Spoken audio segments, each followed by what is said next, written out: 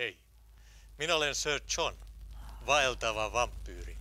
Ja tässä on minun ystäväni, pohjoisen druidit. He ovat ikiaikaisia tietäjiä ja heidän sisällään palaa sammumaton tuli. Patrick on shamanidruidin rumpujensa takana. Hän osaa kaikki loitsut ja saa kenet tahansa lankeamaan loveen. Hän antaa meille uudet kosmiset melodiat. Mikä on sinun lempirytmisi juuri nyt, Patrick? Aivan. Tässä on Wilhelm, viattomin ja puhtain druidi, viikinkien poika. Hänellä on horjumaton rauhantekijän maine. Hän on sovittanut tuhansien vuosien aikana useita kansainvälisiä konflikteja valloittamalla ihmisten sydämiä. Hän antaa meille yhteisen pulssin. Sano jotain kaunista, Wilhelm. Make love, not war. Kiitos.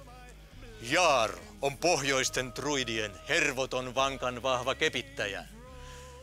Hän kulkee omissa huikeissa sfääreissään ajan ja paikan halki, palaten onnekkaasti aina takaisin, tuoden mukanaan uusia aatteita ja takkeja.